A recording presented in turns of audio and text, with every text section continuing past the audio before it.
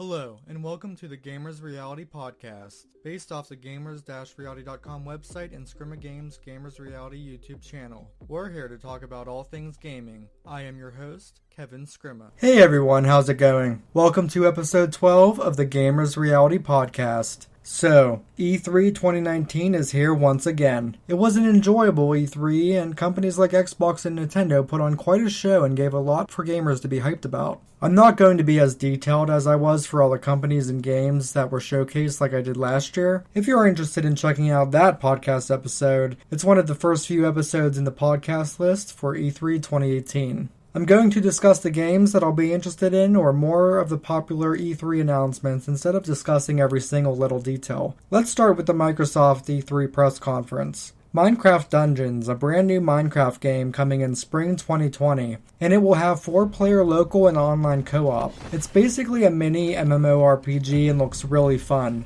Minecraft is still hugely popular, and this game will probably only increase that popularity. This is a game I can see myself getting. It won't be out until spring 2020. One reason I don't play Minecraft is just because you kind of have to make up your own goals. I like games where you can level up or acquire and keep new gear or do certain missions, so this game looks like it'll achieve that. Phil Spencer came out and gave a great gaming speech as always. He gave the statistic that there are over 2 billion gamers in the world. They showcased 60 games, 14 of which were from Xbox Game Studios, and over 34 games premiering on Xbox Game Pass. He mentioned Project xCloud, which will be amazing depending on the price, and I'll talk more about that later. And there's another brand new Xbox console coming out next year. Star Wars Jedi Fallen Order, which looks like it could be a great game, coming out November 15th. There really wasn't enough gameplay for me to say one way or another, at least in the Microsoft press conference I watched. I'm surprised it's taken them this long to release another Star Wars game. Cyberpunk 2077 comes out April 16th, 2020. This is a game people have been excited for, and just so many people have been waiting for this game to come out. This looks like it's going to be a massive and fun game. They announced Xbox Game Pass for PC, which is now in open beta. You do have to go to their website and download the app. When I tried on the day of, it stated my computer didn't have the right Windows update or something. I didn't realize I set Windows to not automatically update, so I updated it and a few days later clicked download for the app. Now it's doing one more Windows 10 update and showed that it will resume installing the Xbox Game Pass for PC after the update. I'm pretty excited to try it out. But for an even better value, they announced Xbox Game Pass Ultimate, which has Xbox Game Pass for PC and console along with Xbox Live Gold for $14.99 a month. This will be 3 times as expensive as Xbox Live Gold, which would be only $60 a year. Xbox Game Pass for console is $9.99 and the PC version is $4.99, but if you combine the prices of Xbox Live Gold and both Game Passes, this is a really good value. Being able to play games from Game Pass on PC is really attractive and convenient. Any membership you already have with Xbox would convert over to the new membership, so you'd have some months where you wouldn't be paying for the Ultimate Pass based on how many months left you have for the regular Xbox Live membership. Eventually, a guy named Matt Booty came out on the E3 stage. Very interesting last name. Mr. Booty. Mrs. Booty. Imagine being a teacher and a kid saying, Miss Booty, Mr. Booty. Just freaking hilarious.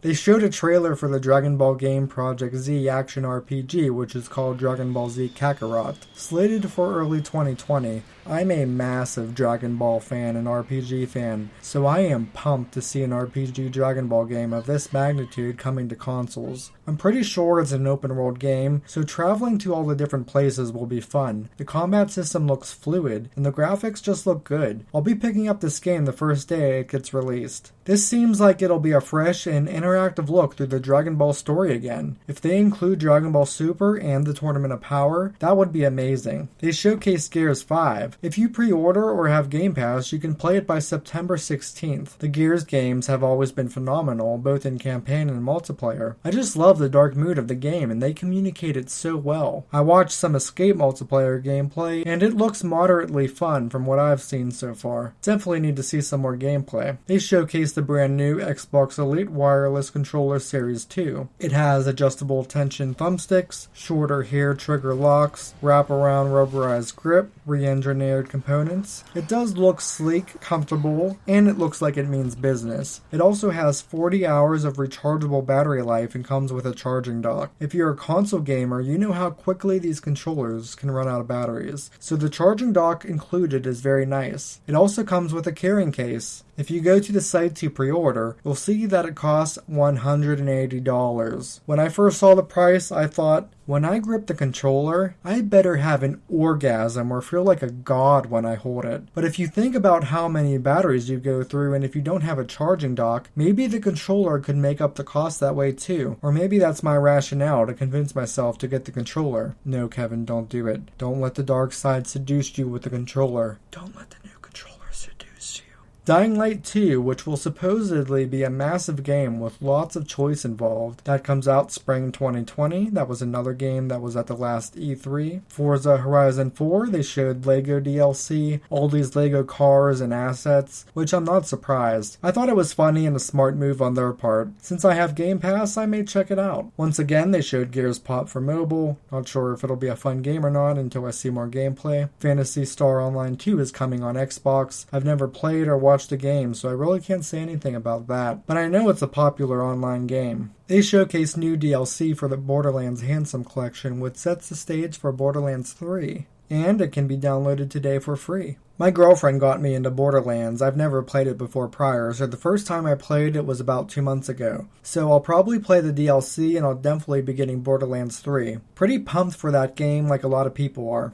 They announced Project xCloud, which will be Xbox's game streaming service, very similar to Google Stadia, so there will be console streaming, which will turn your Xbox into your personal and free xCloud server. It comes out in October, which is pretty soon, and you'll be able to use Xbox's hybrid gaming cloud wherever you go. Phil Spencer said, "Where you play is entirely your choice." Project xCloud is really exciting, and it's the reason I'm hesitant to go with Google Stadia. I would love to play my Xbox games on a tablet, TV, phone, or laptop far away from my console. With xCloud versus Stadia, it's really going to be about the library of games, the price point, the performance, and latency of the game streaming. What I want is more details about xCloud. They did let people at E3 test it out, but I haven't heard anything from those tests. I think cloud gaming is just going to totally transform gaming, and it's going to be a big deal later on this year and early on next year. Like how the Xbox One X revolutionized graphics, like how headsets like the Vive and Oculus Rift made virtual reality affordable and immersive, like how the Switch changed how we can play our favorite games at home or on the go so seamlessly. Cloud gaming is going to be a big deal.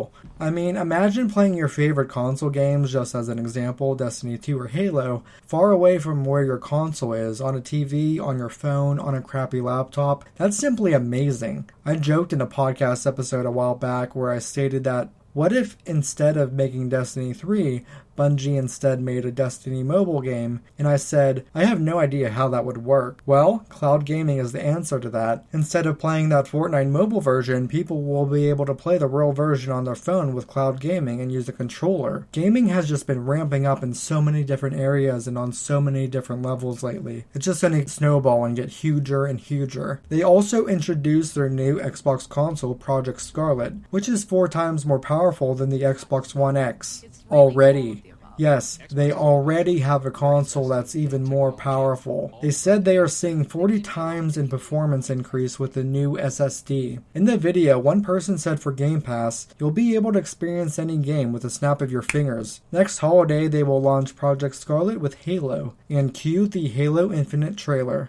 It was a really well done and riveting trailer. It started with this pilot in a ship drifting in space. Basically, he had to fix the ship, and when he cleared the dust from the glass at the front of the ship, he sees none other than Master Chief, who appears frozen and lifeless. The pilot brings Master Chief on board and routes power from the ship to Chief's suit to revive him. After Master Chief wakes up, he asks for a status report. There's a broken Halo ring out in space, and the pilot says, "We lost." lost everything, there's nothing left. Then their ship is attacked by something, and the pilot freaks out. The pilot says we need to run, and Master Chief, being the badass he is, says, no, we need to fight. And Master Chief jumps out from the back of the ship. No actual gameplay, unfortunately. Halo seems to feel like Halo again, and I'm hoping it's going to be more of an open world playstyle rather than select a level, you get that portion of the map to do some missions in, then you move on to mission number 2 and are taken to some other map and missions, etc. Wondering if Halo Infinite is going to be exclusive for Scarlet, or if it will be for the Xbox One in general. It's been a long time since I've played Halo, and about a week ago I played some MCC just for fun. I got back in the groove pretty quick. I didn't like the Halo 1 multiplayer matches, so I turned that off. I thought the melee attack was kind of funny because you have to be like right up against your enemy to do a melee attack, and I just didn't remember it being like that.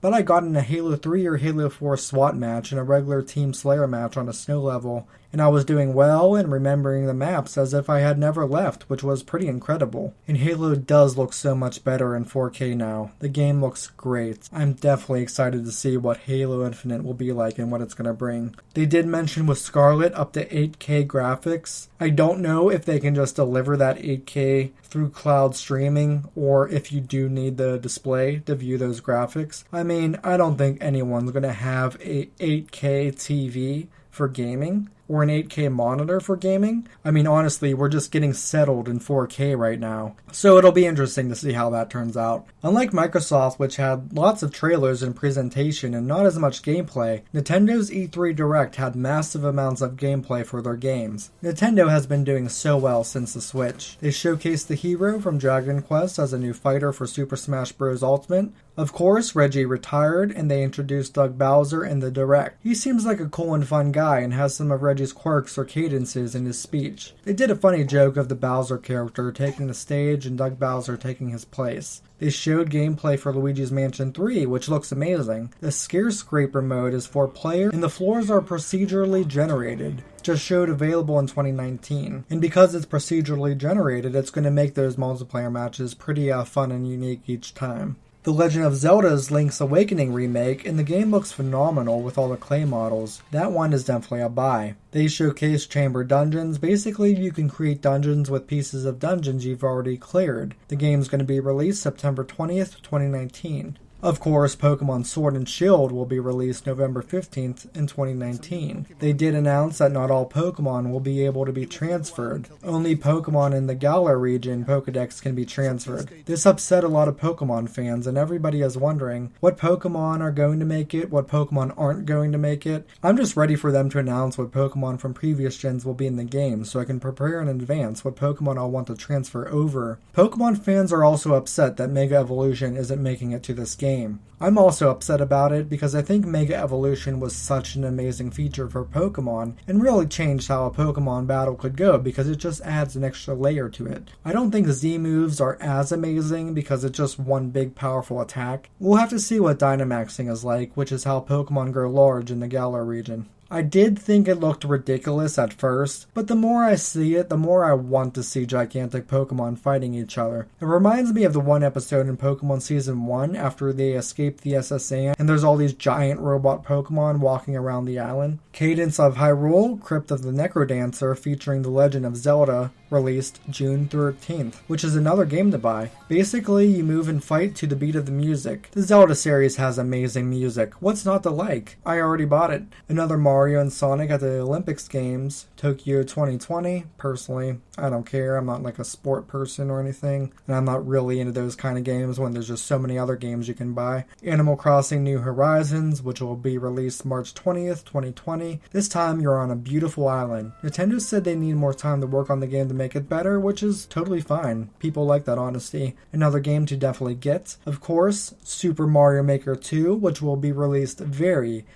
soon, June 28th. That is a game to buy the second it comes out. It's going to be such a good game, especially in terms of replayability. Oh my god, that game's going to be amazing. Then, near the end of the Direct, they showed Smash once again. The scene was DK, Diddy Kong, and K. Rool sleeping in DK's house. A gold jigsaw puzzle drops in the house and they wake up and go to the window to check it out. The shadow and the sun appear to be Banjo and Kazooie. Then Duck Hunt sheds the feathers they had and laugh. This is very similar to the other scene with how how K. Rool was introduced. Then Banjo and Kazooie jump from the sky on Duck Hunt and pose, and the words on the screen say, Banjo-Kazooie are raring to go. Then DK, Diddy, and K. Rool in the crowd cheer, which I thought was funny and accurate. Like, in my chest, in my head, my emotions went ballistic. I was just so happy and in awe. I was amazed that this was happening. They have the Spiral Mountain stage for Banjo and Kazooie. I can't wait to hear the music they include because Banjo and Kazooie has such phenomenal music. The two original games are so old. I was so excited and stoked when I first saw this, and chat in the stream was going crazy. Banjo and Kazooie will be released fall 2019 for Smash. I'm going to play the crap out of that character when it comes out.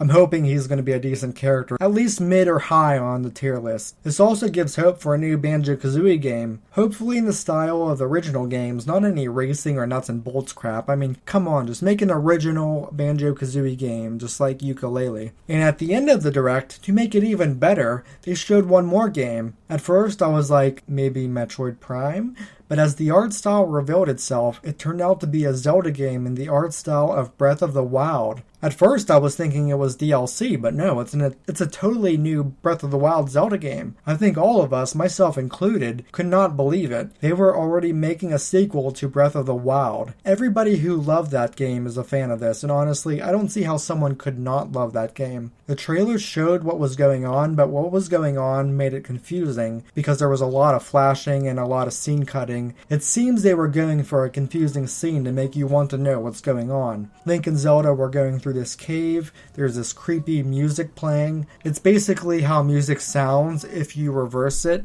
And this purple Malasku seems to have this old dead Gerudo King trapped or something. Link's arm turns blue, and people are speculating that Link's arm can be transformed into different things through the Sheikah Slate, which can be a pretty cool and unique game mechanic. I'm just hoping the weapons won't be breaking like crazy in this game. This game definitely seems like it's going for a darker, more sinister tone, kind of like Twilight Princess. I think there was an article or video, if you actually reverse the music, which was reversed, it says something creepy like, I found a body, or I'm looking for a body. I mean, in my opinion, if you're watching this trailer in a old mansion or something, it's a pretty scary trailer. And if you listen to the music enough, it just freaks you out. Honestly, if you play that music for like an hour to somebody, they'll probably go insane.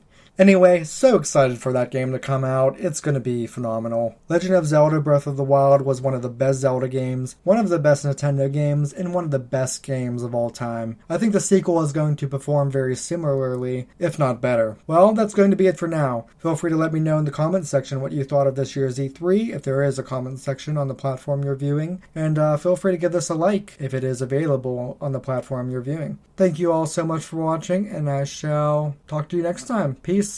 Thank you so much for listening to the podcast. Whatever platform you're using to listen to the podcast, feel free to subscribe and write a review. It really is a big help for everyone involved. You can check out any show notes on our website, gamers-reality.com. Feel free to sign up for the free newsletter there, and you'll receive free stuff from me and be the first to know when I upload a podcast. You can also check out the podcast YouTube channel, Scrim of Games, Gamers Reality, where I stream games, make game reviews, have game thesis episodes, video game motivation episodes, and much more. It's Scrim of Games just for Twitch and Mixer, and also for my Facebook page and Xbox Gaming Tag. You can follow me on Twitter at Kevin Scrima. And last, if you're enjoying all the content I'm putting out there for the YouTube channel, blog, podcast, and whatnot, please consider becoming a supporter by becoming a patron at patreon.com/Kevin Scrima. Donating just $1 a month will help cover the costs of keeping things up and running. Doing all of this certainly costs money, such as for hosting platforms, but I have a lot of fun and enjoy giving content to you guys. Simply put, your donations will allow me to make even more content for you guys. Thank you so much for being here with me and listening, and I'll see you next time. Peace.